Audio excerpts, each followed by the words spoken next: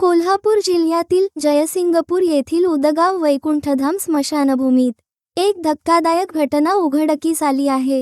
येथे एका पुरुष आणि स्त्रीने नग्न अवस्थेत अघोरी पूजा केल्याचे सीसीटीव्ही फुटेजमध्ये दिसून आले आहे। अलीकडेच जयसिंगपूरमध्ये एका वृद्ध व्यक्तीचे अंत्यसंस्कार याच स्मशानभूमीत झाले होते। रक्षा विसर्जनाच्या दिवशी जेव्हा कुटुंबीय तेथे गेले तेव्हा त्यांना त्या जागेवर काळी बाहुली, नारळ आणि काही चिठ्ठ्या ठेवलेल्या दिसल्या। हे पाहून कुटुंबियांमध्ये गोंधळ निर्माण झाला। त्यानंतर ग्रामपंचायतने सीसीटीव्ही फुटेज तपासले तेव्हा हा भयानक प्रकार समोर आला। फुटेजमध्ये दिसतंय की एक जोडपं चितेच्या राखेत भानामतीचे कृत्य करत आहे। या घटनेमुळे गावात खळबळ पसरली आहे।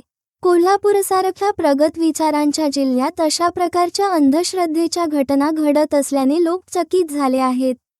स्थानिक प्रशासनाकडे याबाबत तक्रार केली असून पुढील चौकशी सुरू आहे।